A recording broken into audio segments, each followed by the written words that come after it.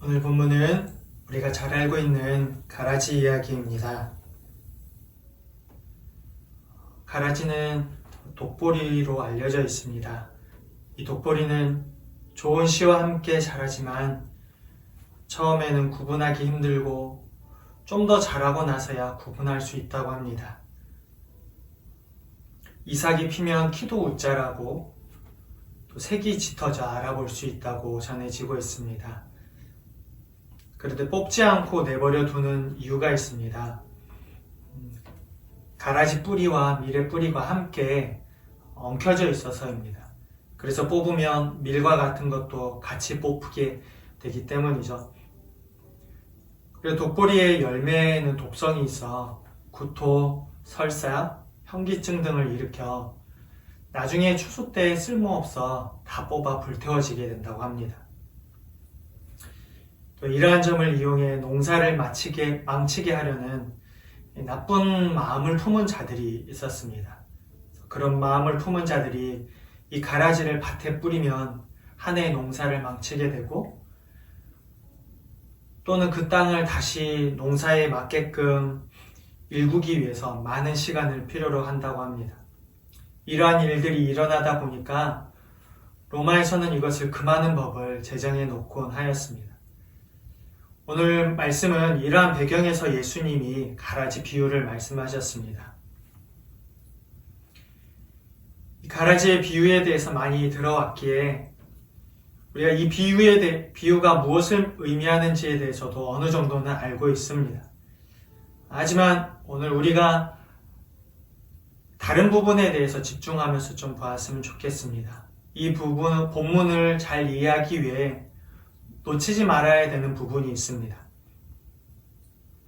이 본문이 가라지에 대한 이야기가 아니라 하나님의 나라에 대한 이야기라는 부분이고 또 세상에 대한 심판이 아니라 세상 가운데 하나님 나라를 주고자 하는 씨를 뿌린 자의 마음에 대한 이야기라는 부분에 초점을 두고 말씀을 좀 나누고 싶습니다.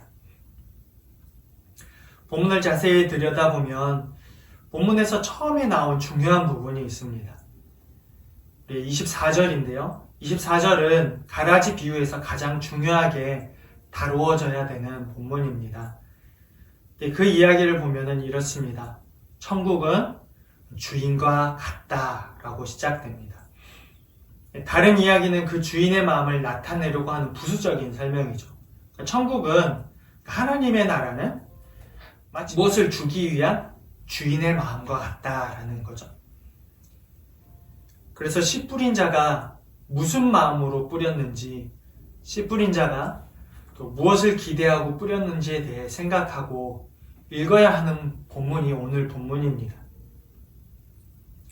우리가 이 부분을 놓치지 않고 읽을 때 천국은 마치 무엇과 같다고 말한 예수님의 그 의미에서 벗어나지 않을 수 있습니다. 우리가 이러한 배경과 내용을 중심으로 하나님의 나라가 내 삶에 임하기 위해 어떤 태도를 가져야 하는지에 대해 함께 나누고자 합니다. 하나님의 나라가 내 삶에 임하기 위해 첫 번째 나누고자 하는 것은 이 세상을 주님의 마음으로 바라봐야 한다는 것입니다. 24절에서는 천국은 좋은 씨를 제밭에 뿌린 사람과 같다고 이야기를 합니다. 다른 것이 아니라 천국은 하나님의 나라는 좋은 씨를 제밭에 뿌린 사람과 같다는 이야기죠. 그럼 그러기에 이 땅에서 하나님 나라를 이해하고 누리기 위해서는 주님의 마음으로 세상을 그리고 나 자신을 바라봐야 한 필요가 있습니다. 우리가 요즘 러시아와 우크라이나의 일로 인해 온 나라가 시끄럽습니다. 러시아의 행동을 우리가 이해할 수는 없는 행동이죠. 이미 많은 사람들이 죽거나 다쳐버렸습니다. 누군가에 의해 누군가는 죽고 또 살터전을 잃고 가정을 잃고 부모를 잃고 형제를 잃어버렸죠. 뉴스 속에서 어떤 아이가 울며 길거리에 있는 모습이 카메라 앵글에 잡혔습니다. 누가 그것을 보고 이것이 좋은 일이다라고 말할 수 있겠습니까? 그 일을 잘한 일이라고 말할 수 있는 사람이 세상에 얼마나 될까라는 생각을 하게 됩니다. 그러나 우리는 이 세상을 주님의 마음으로 바라봐야 합니다. 주께서 이 세상에 좋은 씨를 뿌린 이유는 세상을 향한 주님의 마음 때문입니다. 주께서 씨를 뿌렸을 때는 좋은 결과만 있으리라 생각하지 않으셨을 거예요. 분명 나쁜 일도 있으리라 생각하셨을 겁니다.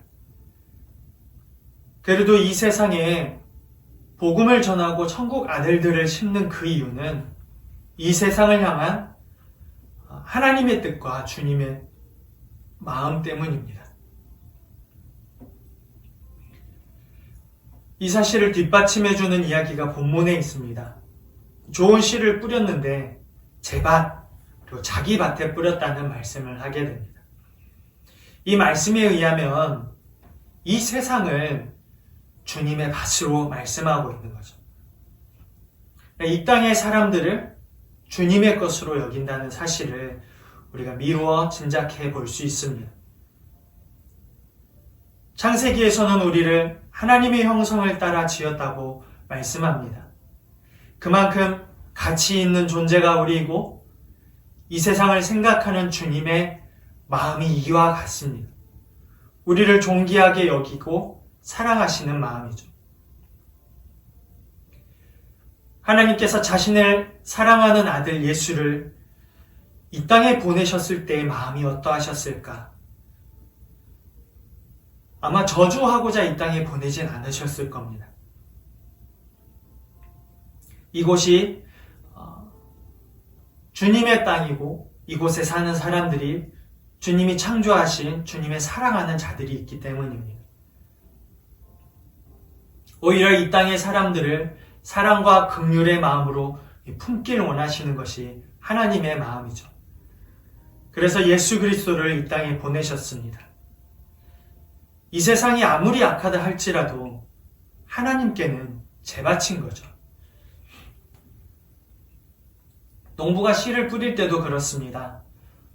농부가 추수 때를 기다리며 씨를 뿌렸을 때는 그 모든 것들이 자라나고 결실하여서 기쁨으로 수확하는 일들을 기다립니다. 제밭이죠. 제밭에 뿌리고 제밭에 뿌린 것들을 주인의 마음으로, 주인의 심정으로 기다리고 있는 겁니다. 디모데전서 2장 4절에서는 이런 말씀을 합니다. 하나님은 모든 사람이 구원을 받으며 진리를 아는 데에 이르기를 원하시느니라고 말씀합니다. 여러분, 무슨 말씀이죠? 세상을 향한 하나님의 말씀입니다. 하나님의 마음입니다. 예수님을 이 땅에 보내셨을 때 하나님의 마음이 그랬습니다. 세상을 향한 하나님의 마음이죠. 모든 사람이 구원을 받으며 진리를 아는 데에 이르기를 원하시는 것이 하나님의 마음입니다. 이 세상의 일은 이해되지 않는 일, 우리의 눈으로 이해할 수 없는 일 투성입니다. 그러한 상황에서 하나님의 나라를 누리는 일은 이 땅과 이 나라와 그리고 이 세상에 존재하는 나를 하나님의 사랑과 그리스도의 은혜로 덮길 원하시는 그 마음으로 볼 때 가능한 일이죠. 여러분, 아무리 세상이 좋아도 아무리 살기 좋아도 하나님의 나라는 주께서 나를 생각하시는 그 마음으로 봐야 볼 수 있는 나라입니다. 이것이 하나님의 나라이기 때문이죠. 세상이 좋아서 볼 수 있는 나라가 아닙니다. 하나님이 이 세상을 어떻게 생각하시고 하나님이 이 땅과 이 땅에 속해 있는 우리를 어떻게 생각하시는지 그 사실을 주님의 마음으로 생각하고 바라볼 때 볼 수 있는 나라입니다.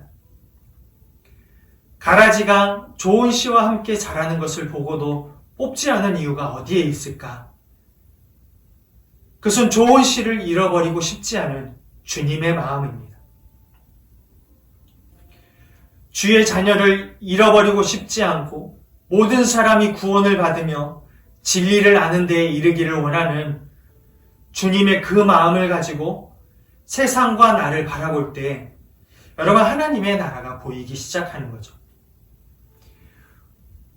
우리가 흔히들 구원의 감격이라는 말을 합니다. 그건 나를 끝없는 사랑과 끝없는 용서로 품고 기다리시고 끝끝내 나를 받아주신 것에 대한 감격이죠. 그때 우리는 하나님의 나라를 그때 경험하게 됩니다.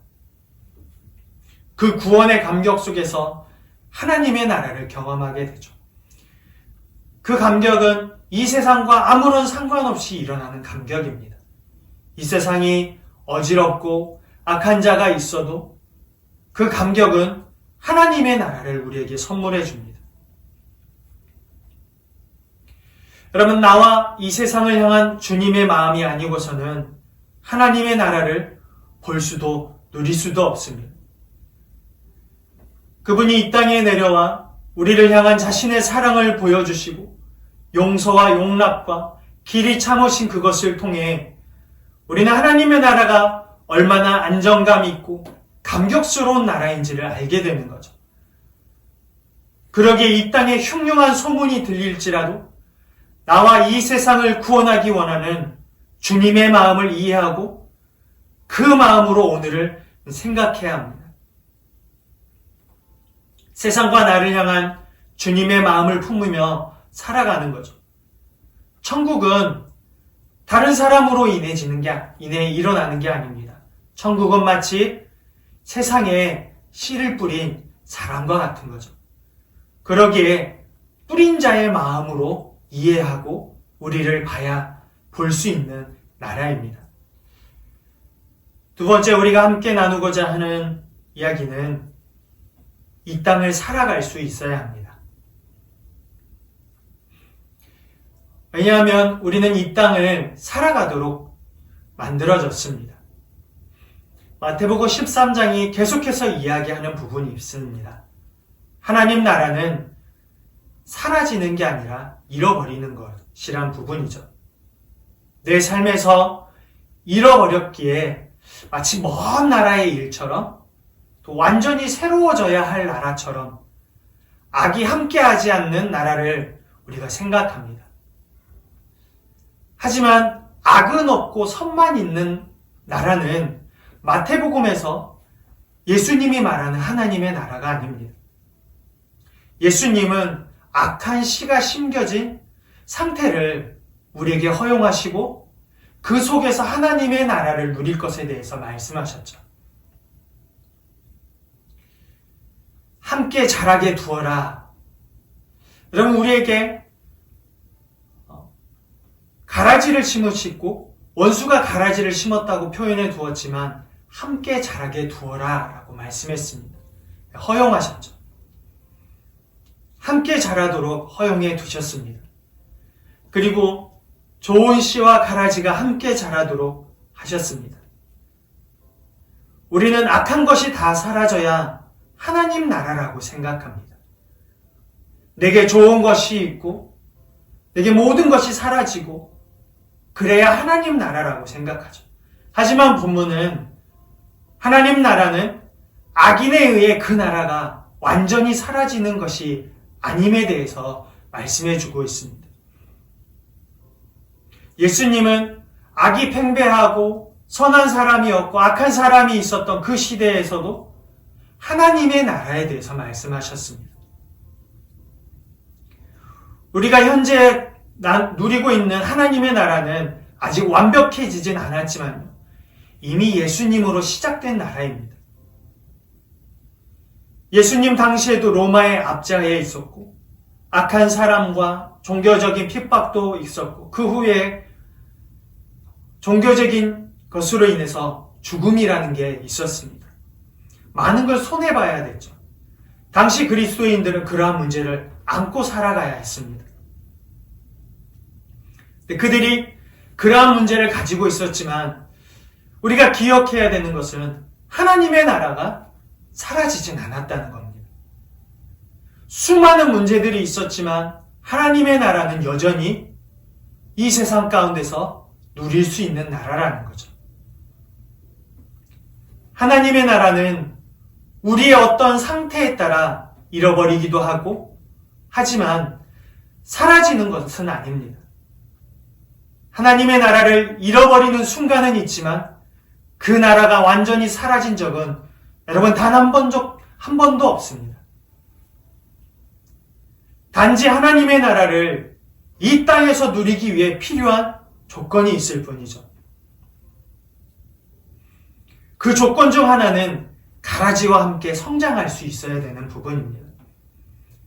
좀 다르게 과격하게 표현하자면요, 가라지로 인해 죽지 않아야 되죠.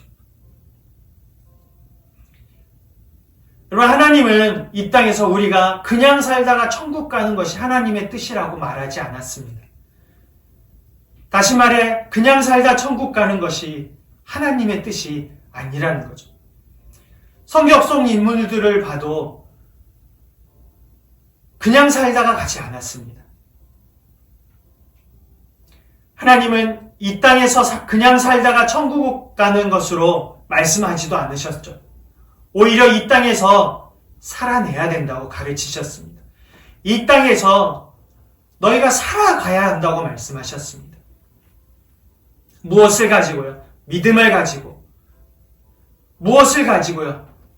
소망을 가지고 살아갈 것을 말씀하셨죠. 이 땅에서 믿음을 가지고 살아갈 것과 그 믿음을 가지고 살아가면서 하나님 나라를 발견하도록 하셨습니다.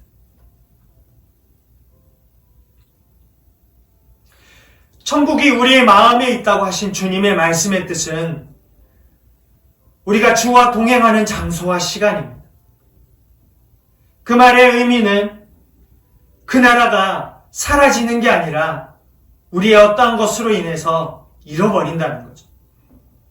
이것은 우리 마음에 소유된 것으로 이루어지는 나라입니다.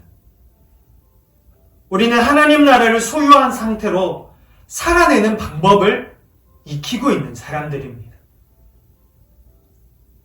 모든 순간이 하나님 나라와 같을 수는 없습니다. 모든 순간을 하나님 나라처럼 살아내지도 못하고 있는 게 우리의 현실이죠. 때로는 하나님 나라를 살아가는 것처럼 보이기도 하고, 때로는 그 나라를 살아내지 못하는 것처럼 살아가기도 합니다. 하지만 세상의 악으로 인해 하나님의 나라가 내게 이루어지는 것을 포기하지 말아야 됩니다. 우리는 세상에 악이 있지만 우리는 하나님의 나라를 살아가는 연습을 하는 사람들입니다. 그런데 자주 그 나라를 잃어버리는 연습을 합니다. 악한 자들을 보며, 악한 세상을 보며, 세상에서 일어나는 많은 일들을 보며 하나님 나라를 잃어버리는 연습을 하곤 합니다. 내 삶이 왜 이럴까? 왜 이런 일들이 일어날까? 하나님은 정말 있는 게 맞나? 하나님 나라가 어디 있을까? 우리는 자꾸 하나님 나라를 잃어버리는 연습을 합니다. 여러분, 그건 우리를 향한 하나님의 뜻이 아닙니다. 예수님께서 가라지를 그냥 내버려 두라고 하셨을 때에는, 그리고 함께 자라나갈 것에 대해서 허용하셨을 때는 우리로 하여금 이 땅에서 가라지와 함께 살아가고 이 땅에서 살아내는 법을 배워야 된다는 말씀을 하시는 거죠. 천국의 아들들로 살아가는 것이 하나님의 뜻입니다. 세상은 악하지만 하나님의 나라는 여러분 사라지지 않음을 인정하며 이 땅에서 그리스도를 소유한 사람들로 살아가는 연습을 하는 거죠. 때로는 좀 더 잘할 수도 있고요. 때로는 좀 더 못할 수도 있어요. 누구나 그렇습니다. 좀 더 잘 살고 있다고 의기양양해할 필요 없고, 못 살고 있다고 의기소침해할 필요도 없습니다. 누구나 좀 더 잘할 수 있고 좀 더 못할 수 있는 일들이 반복해서 일어나죠. 그 무엇보다 필요한 것은 그리스도를 소유한 사람으로 살아가는 연습을 위한 연습, 그리고 그 나라를 누리기 위한 수정과 보완을 하는 삶을 사는 것이 필요합니다. 이 땅을 살아가는 법이 잘 먹고 잘 사는 문제에 국한되어 있는 건 아닙니다. 잘 먹고 잘 사는 것이 하나님의 나라는 아니죠. 그리스도의 사랑과 긍휼을 입은 자로 연습하며 살아가는 법을 배우고 익혀나가야 하는 일이 하나님의 나라를 살아가는 연습입니다. 우리의 초점이 그냥 막연하게 잘 사는 것에 있다면 하나님의 나라가 내 삶에 이루어지는 일에 무관심한 사람입니다. 그 무관심에서 벗어나 지금 우리가 생각해야 되는 것은 오늘을 하나님의 나라로 살아가는 법을 연습하는 겁니다. 우리가 세 번째 나누고 싶은 것은 이 마지막을 기대하며 살아가는 일입니다. 주님은 마지막 때가 있다고 하셨습니다. 그 마지막 때는 지금의 악인이 의인되고 의인이 악인될 수도 있는 그러한 상황입니다. 그러기에 심판자로서 사는 것이 아니라 마지막 심판이 이루어질 날을 기대하고 두려움으로 사는 거죠. 여러분, 당시 바리새인이나 율법학자들도 악한 자에 대한 심판에 대해서 많이 생각하며 살았습니다. 악한 자가 사라져야 하나님이 나라가 온다고 생각을 했죠. 사실 우리도 그렇습니다. 살다 보면 정말 이런 일들이 많이 일어납니다. 나만 옳고 다른 사람은 나쁜 사람이고 저것만 아니면 나도 잘 살 수 있다고 생각하죠. 그런데 그런 모습이 당시의 바리새인이나 율법학자들과의 모습과 같은 모습이죠. 그들 때문에 못 사는 게 아니라 마지막 때를 우리가 살아내지 못하고 있는 거죠. 그들의 악한 때문에 우리가 못 살아내고 있는 게 아니라 우리가 마지막 때를 기대하며 해와 같이 빛나게 하실 주님의 약속을 기대하지 못하며 살아가고 있기 때문입니다. 여러분, 심판이 언제 일어날지 모릅니다.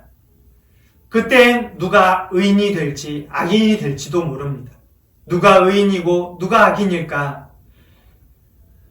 여러분, 우리는 본디 다 죄인이죠.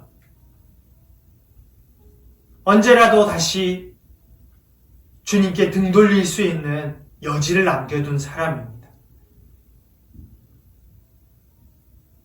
그러기에 마지막 때에 죄인을 심판할 권리는 하나님의 권한입니다. 하나님의 나라가 언제 올지에 대해서도 하나님의 권한에 있듯이 죄인을 심판할 권리는 하나님께 있습니다. 그 권한을 침범하는 일은 미련한 짓이죠. 여러분, 우리도 하나님의 심판날 어떤 책망을 들을지 모르는 사람들이죠. 하나님의 나라를 심판자로서 살 때 그 나라는 누려지는 게 아닙니다. 계속해서 심판하고 심판하려 들 때 오히려 하나님의 나라를 잃어버립니다. 심판자로 사는 것보다 그 심판날을 기대하며 두려움과 떨림으로 이 땅을 살아내고 이 땅에서 주의 자녀로 살아가는 자에게 하나님의 나라는 더 가까이 누려지게 됩니다. 우리가 마지막 때를 기대하는 것은 주께서 우리를 해와 같이 빛나게 하신다는 약속입니다. 심판의 두려움도 있지만 마지막 때 모든 것이 끝나는 날 주님께서는 추수 때 해와 같이 빛난다고 약속하셨습니다. 그리고 그 추수 때에 우리가 걱정하고 염려하던 모든 일들이 끝난다고 말씀합니다. 악한 자에 대한 생각, 악한 자의 모든 것, 그의 모든 일들이 끝나버리죠. 가라지들은 불에 살라진다고 합니다. 누가 가라지고 누가 좋은 시인지는 그때 주님만이 아시고 걸러내시죠. 분명 우리 눈에 보기 좋은 사람이 있고 그렇지 못한 사람이 있습니다. 힘든 사람에 대해서 지혜롭게 대처해야 될 필요도 있습니다. 그렇지만 함부로 가라지 취급하고 하나님의 심판의 대상으로 생각하지는 말아야 되죠. 여러분, 추수 때 가라지들은 불에 살라지지만 그때를 참고 기다리시는 분은 우리가 아니고 주님입니다. 그 이유는 간단합니다. 많은 사람들을 주님의 나라에 이끌어 가시기 위해서이죠. 그것이 처음에 서두에도 이야기를 했듯이 주님께서 기다리시는 이유입니다. 얼마나 많은 사람을 더 구원하시려고 하시는지 알 수 없지만 여러분, 주님의 마음이 그렇습니다. 주님의 마음은 마지막 때까지 기다려 더 많은 사람을 얻고 더 구원하고 싶어 하십니다. 주님의 마음이 그러지 않고서야 가라지를 지금 뽑으려고 하는 그 사람들에게 추수 때까지 참고 기다려야 한다고 말할 필요는 없었습니다. 누군가 이런 말을 했습니다. 그리스도인은 악한 자로 살아갈 수 없다. 지속적으로 악한 일을 하며 살아갈 수 없다. 그러나 악한 자는 의인인 척하며 살아갈 수 있다. 여러분, 그 말이 맞습니다. 우리가 이 말의 의미를 생각하며 마지막을 기대하며 살아야 됩니다. 여러분, 우리는 악인을 심판하며 살아가는 자들이 아닙니다. 악한 세상에서 우리를 향한 그리스도의 마음을 품고 살아가는 자들이죠. 세상은 내가 심판한다고 해서 달라지지 않습니다. 옳고 그른 일에 대한 생각과 올바른 가치관을 가지고 생활해야 되죠. 세상의 부조리를 보며 격분할 수 있습니다. 그것이 나쁜 일은 아니에요. 하지만 그러한 삶, 이러한 세상을 보며 하나님의 나라가 내 삶에 이루어지는 일을 멀리해서는 안 됩니다. 우리가 주님의 나라에 가까워지기 위하여 오히려 이러한 것들을 더 멀리 해야 되죠. 내가 심판한다고 해서 세상이 달라지지 않는다는 것을 알아야 되고 심판자로 살아가지 말아야 되는 거예요. 이런 세상에서 우리가 해야 되는 일은요, 예배하며 살아갈 수 있어야 됩니다. 하나님의 나라는 남을 욕하고 세상을 심판할 때 임하는 나라가 아니에요. 하나님의 나라는 오히려 예배할 때 그리고 복음을 소유한 상태에서 누려지는 나라이기 때문이에요. 진정으로 예배하고 하나님께 나아가고 하나님의 말씀을 깊이 묵상하고 세상의 흉흉한 소식에도 하나님 앞으로 나아가고 주님의 마음을 가지고서 오늘 이 땅을 살아내는 자들에게 하나님의 나라가 임하기 때문입니다. 그래서 예배가 필요하죠. 무엇으로 하나님의 나라가 내 삶에 이루어지길 여러분 소망하고 계세요? 우리는 잘못된 소망을 내려놓고 지금 예배를 시작해야 합니다. 코로나로 인해 많은 사람들이 예배도 잃어버렸고 하나님에 대한 마음도 잃어버렸고 교회에 대한 중요성도 잃어버렸습니다. 우리 삶에 하나님의 끝없는 사랑과 그리스도의 은혜를 마음 다해 찬양하고 나누는 예배가 끊어지지 않아야 되는 거죠. 여러분, 그러한 삶이 이어지게 되길 주님의 이름으로 축복합니다. 여러분, 그래야 그때서야 하나님의 나라가 시작됩니다. 예배가 없는 하나님의 나라, 예배가 없는 하나님의 뜻, 예배가 없는 하나님의 축복은 없습니다. 우리가 주님 앞에 예배하며 이 땅에서 주님의 나라를 살아내고자 할 때, 주님의 마지막 때를 기대하며 주께서 해같이 빛나게 하실 일들을 기대하며 살아갈 때 하나님의 나라가 임하게 되는 거죠. 여러분, 이 땅을 하나님의 나라로 살아내시는 모두가 되기를 주님의 이름으로 축복합니다. 마지막 때를 주님의 사람으로, 주의 자녀로 함께 살아가고 주님이 다시 오시는 날을 기대하며 살아갈 수 있는 우리 모두가 되기를 예수님의 이름으로 축복합니다.